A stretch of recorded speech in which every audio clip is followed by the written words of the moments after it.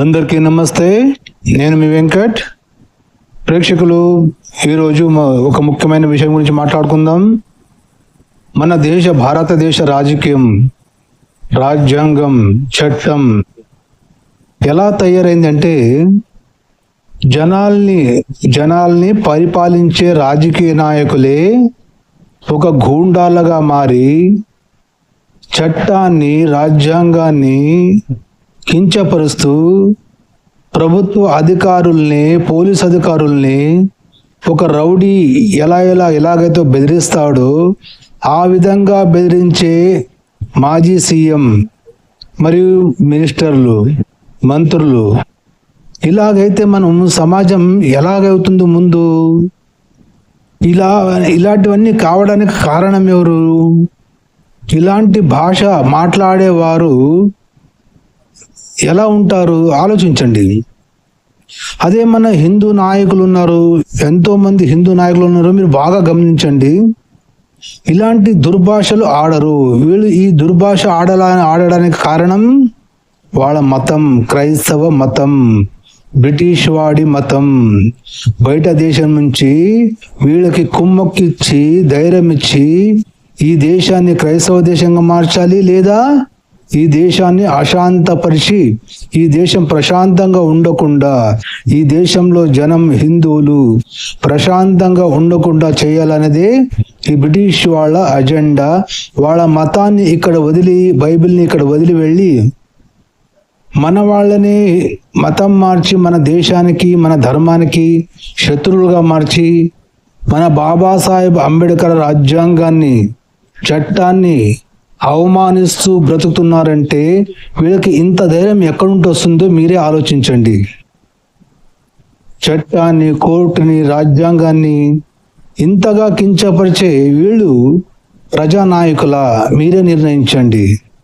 సరే, చూద్దాం. మన మాజీ సీఎం జగన్మోహన్ రెడ్డి, వీడి పేరు జగన్మోహన్ రెడ్డి, కానీ వీడు క్రైస్తవుడు. చూసారా ఎలాగుందో భావజాలం? ఈ క్రైస్తవ భావజాలం నేర్పేదే ఇది. ఈ జగన్మోహన్ రెడ్డి అని పేరు పెట్టుకొని హిందువులు మోసం చేయడానికి, హిందువుల ఓట్లు సంపాదించడానికి వీళ్ళు మతం మారిన తర్వాత కూడా అదే పేరుతో, హిందూ పేరుతో కొనసాగుతారు. మన వీళ్ళ సర్టిఫికెట్ లో కూడా హిందూ అని ఉంటుంది. ఇది పక్కా. సో ప్రేక్షకులు, వీడియో చూస్తూ మాట్లాడుకుందాం. చూద్దాం మన జగన్మోహన్ రెడ్డి ఏం మాట్లాడుతున్నాడు.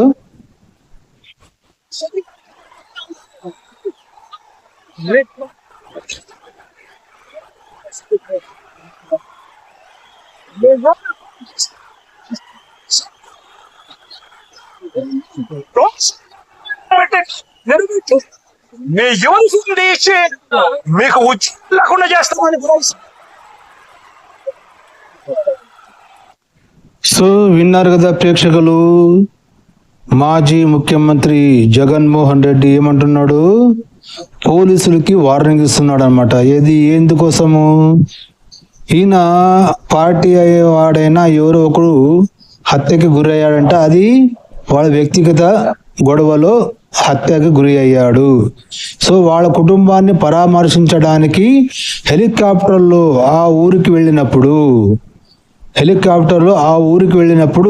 హెలికాప్టర్ దిగడానికి ఒక ప్లేస్ నిర్మించబడి ఉంటుంది, చుట్టూ పోలీసుల వ్యవస్థ ఉంటుంది. కానీ అక్కడికి తండాది జనాలు వచ్చి జగన్మోహన్ రెడ్డి మీద పడిపోయి వాళ్ళ హెలికాప్టర్ని కూడా కొన్ని గాయపరిచారు, గ్లాసును విరగొట్టారు. అంటే దీని అర్థం ఏంటి? జగన్మోహన్ రెడ్డి ఫాలోవర్సే అలా ఉంటారు. ఎందుకంటే జగన్మోహన్ రెడ్డి ఇలా పోలీసులకి వార్నింగ్ ఇస్తున్నాడంటే, ఇలా ఉండాలంటే ఒక గూండా మనసత్వం గలవాడు అన్నప్పుడు మళ్ళీ ఆయన ఫాలోవర్స్ కూడా అలాగే ఉంటారు కదా. అలాగే దాడి చేశారు. కాబట్టి ఈయన ఏమంటాడు? మిమ్మల్ని పోలీసులను బట్టలు విప్పదీసి రోడ్డు పైన నిమ్మడి పెడతాను అంటున్నాడు. సో ఒక సీఎం అయి 5 సంవత్సరాలు పరిపాలించిన ఒక వ్యక్తి మాట్లాడాల్సిన మాటలు ఇవి. ఆలోచించండి ప్రజలు, మన దేశం ఎర్రిపోతుంది. ఈ క్రైస్తవ భావజాలం ఎంత భయంకరంగా ఉంటుందో మీరే ఆలోచించండి. ఈ విధంగా ఈ విధంగా వార్నింగ్ మన హిందూ నేతలైనటువంటి వారు ఎవరైనా ఇచ్చారా? ఆలోచించండి. మళ్ళీ ఈయన పార్టీ వాడైనా ఇంకొక మినిస్టర్ ఏం మాట్లాడుతున్నాడో అది కూడా వినండి. మా పక్ష చూపించకండి, గొడవ పడతారు, మీరు మా కక్ష పెట్టబోతున్నాం, ఇది మాత్రం ఆగదు. నుంచి ఇంట్లో నుంచి లాంటి పడతారు, ఒంట్లో నుంచి నలుగురు. సో ఏమంటున్నాడు ప్రేక్షకుడు? ఈ మినిస్టర్ గుంటూరు యువతల వాళ్ళని నరికి చంపేస్తారంట, గుంటూరు అవతల వాళ్ళని ఆంధ్రప్రదేశ్ వాళ్ళని నరికి చంపేస్తారంట. జనాలు ఒకవేళ ఉద్రేకం పడి గొడవలు పడుతున్నా, ఇలాంటి అల్లరి చేస్తున్నా, వీళ్ళని సమాధానపరిచి మంచి తావులో నడిపించే ఈ నేతలే గుండాలుగా మారితే దేశం ఏమవుతుంది? మన దేశం, భారతదేశం. ఈ బ్రిటిష్ వాళ్ళని వెళ్ళగొట్టిన తర్వాత వాడు వదిలిపోయిన బైబిల్ మతాన్ని, వాని మతాన్ని మన దేశంలో ఎందుకు ఉంచనిచ్చారు? ఈ బాబాసాహెబ్ అంబేద్కర్ గారు ఉంచిన తర్వాత మళ్ళీ వాళ్ళ మతాన్ని ప్రచారం చేసుకోండి, మీ బ్రిటిష్ వాళ్ళని పెంచుకోండి అని చెప్పినట్లు కదా. ఆలోచించండి. సో ఈ క్రైస్తవ భావజాలంలోకి మారిన తర్వాత వాడు ఈ దేశానికి శత్రువుగా మారతాడు. వాడు జాతీయత పోతుందని బాబాసాహెబ్ అంబేద్కర్ చెప్పాడు. అలాంటి చెప్పినప్పుడు బ్రిటిష్ వాళ్ళని వెళ్ళగొట్టిన తర్వాత వాళ్ళని ఇక్కడ వాళ్ళ మతాన్ని కూడా ఇక్కడ ప్రచారం చేయడానికి అవకాశం ఇవ్వకూడదు కదా. మన వాళ్ళు ఇన్ని సంవత్సరాలు పోరాడి స్వాతంత్రం తెచ్చుకునే లాభం ఏంటి? ఆలోచించండి. సో ఇప్పటికీ సమయం మించలేదు, మన దేశం నుంచి బైబిల్ని, ఈ క్రైస్తవుల్ని వెళ్ళగొట్టాల్సిందే. ఇది ముందు ఇంకా పెద్దగా పెరుగుతూనే ఉంటుంది.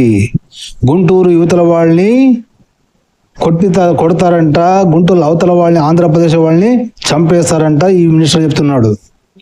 ఇది ఆగదు గొడవలు అంటున్నాడు. ఎందుకంటే వీళ్ళ గవర్నమెంట్ పడిపోయింది కదా.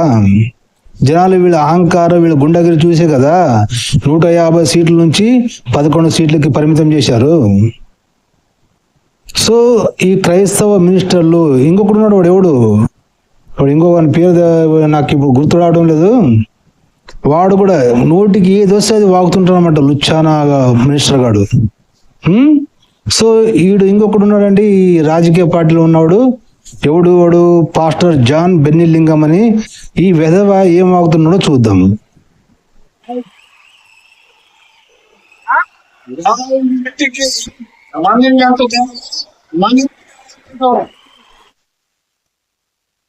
జాన్ బెన్నిలింగం, ఈ రాష్ట్ర ప్రభుత్వానికి తెలియాలి, ఆంధ్ర రాష్ట్రంలో క్రైస్తవులకు భద్రత, క్రైస్తవ దాడులు జరుగుతున్నాయి, హత్య, ఇది కావాలంటే ఒక హత్యగా కనబడుతుంది.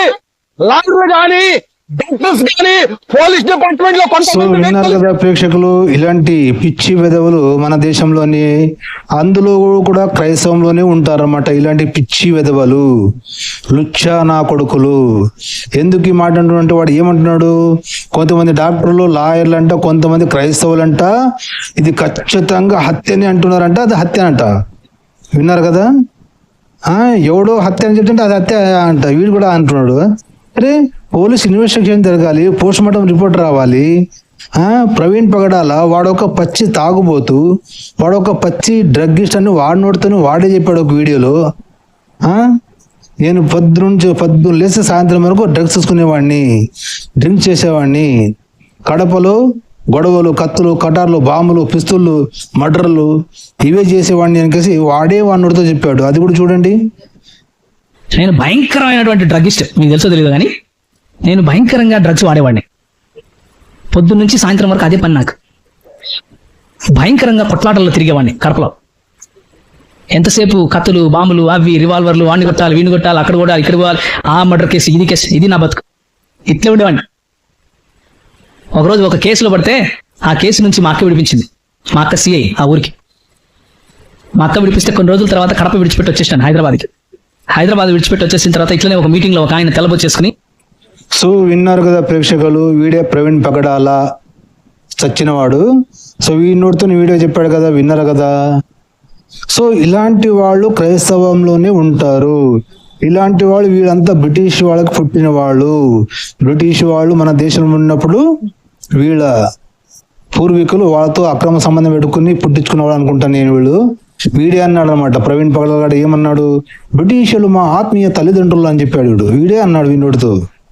వింటారు కదా వీడియోని మీరు. సో ఈ బ్రిటిష్ వాళ్ళు వెళ్ళగొట్టిన తర్వాత ఇంకా ఇవి కూడా వీళ్ళు పెట్టుకొస్తే అర్థం ఏంటి మన దేశంలో? సో వీళ్ళని కూడా వెళ్ళగొట్టాల్సిందే. దీని గురించి ఒక ఉద్యమం జరగాల్సిందే భారతదేశంలో. క్రైస్తవం బైబిల్ అనేది మన దేశంలో బ్యాన్ చేయాలి. ఎందుకంటే క్రైస్తవ దేశంలోనే, అమెరికాలోనే బైబిల్ని బ్యాన్ చేశారు. మరి వాళ్ళ క్రైస్తవ దేశం అయినటువంటి అమెరికాలోనే బ్యాన్ చేసినప్పుడు మన దేశం ఎందుకు బైబిల్ బొకడా బైబిల్? ఆ బొకడా బైబిల్ మనకి ఎందుకు చెప్పు మన దేశానికి? సో ఆలోచించండి ప్రేక్షకులు, హిందువులు, హైందవ శంకరావు చేసిన కార్యక్రమం చేసిన హిందువులు. సో దీని గురించి ఒక ఉద్యమం చేయాల్సిందే. ఈ బైబిల్ని మన దేశంలో బ్యాన్ చేయాలి. మత మార్పిడులు అవకాశం ఇవ్వకూడదు, చట్టం తీసేయాలి. ఈ క్రైస్తవ పాస్టర్లు మా దేశం వదిలి వెళ్ళిపోవాలి, వాళ్ళ బ్రిటిష్ వాళ్ళ దేశానికి వెళ్ళిపోవాలి. ఇది ఉద్యమం జరగాల్సిందే. లేదంటే ముందు మన పిల్లలకి మనమే ఉరితాడు పెట్టి పోయినట్లు అవుతుంది. ఆలోచించండి. 100 హత్య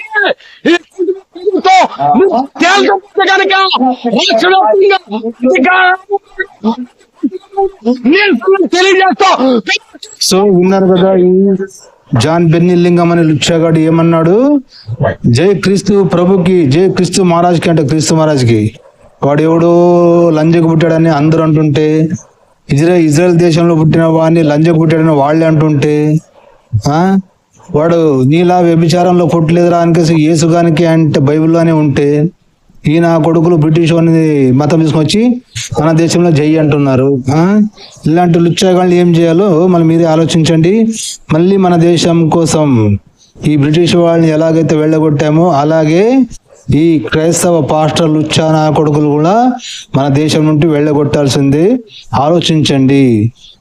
భావితరాలు మన వంశం సమంగా సాగాలంటే, సురక్షంగా ఉండాలంటే, సో మనం ఉన్నప్పుడే ఈ ఉద్యమం మొదలుపెట్టి బైబిల్ని బ్యాన్ చెప్పాలి మన భారతదేశంలో. మన క్రైస్తవ పాస్టర్లు మన దేశం వదిలి వెళ్ళిపోవాలని మేము కూడా నిరసన చేస్తాం రా జాన్ బిన్నం లుచ్చాగా. మా భారతదేశంలో బ్రిటిష్ లంజా కొడుకులు వెళ్ళగొట్టిన తర్వాత క్రైస్తవులు ఈనాడు కొడుకు గ్రామంలో, జిల్లాలో, రాజ్యంలో అన్నిట్లో నిరసనలు చేస్తారంట ఈ కూటమి ప్రభుత్వం మీద. ఈయన కొడుకులు, హిందూ ప్రభుత్వం వచ్చింది కదా, ఈయన కొడుకులకి ఎక్కడదక్కడ మండుతుందన్నమాట ఇప్పుడు ఈ క్రిస్టియన్ నా కొడుకులకి. అర్థమైంది కదా ప్రేక్షకులు? సో ఆలోచించండి, ఏం చేద్దాం ముందు. మళ్ళీ నిరసన మనం కూడా తెలియజేద్దామా? ఈ బైబిల్ని బ్యాన్ చేయాలి మన దేశంలో, మరి క్రైస్తవ పాస్టర్లు మన దేశం నుంచి వెళ్ళగొట్టాలి. సరేనా? సో మరొక వీడియోతో కలుసుకుందాం ప్రేక్షకులు. అప్పటి వరకు చూస్తుండండి భారత్ ఇతిహాస్ యూట్యూబ్ ఛానల్. నేను మీ వెంకట్. ప్రేక్షకులు వీడియో నచ్చితే లైక్ చేయండి, సబ్స్క్రైబ్ చేసుకోండి. ఇలాంటి వీడియోల కోసం, నోటిఫికేషన్ కోసం బెల్ ఐకన్ నొక్కండి. ఆల్ నోటిఫికేషన్ మీద నొక్కండి. నా ప్రతి వీడియో మీకు నోటిఫికేషన్ వస్తుంది. సరేనా? సో మరొక వీడియోతో కలుసుకుందాం ప్రేక్షకులు. అంతవరకు చెప్పండి జై హింద్, వందే మాతరం, భారత్ మాతాకి జై.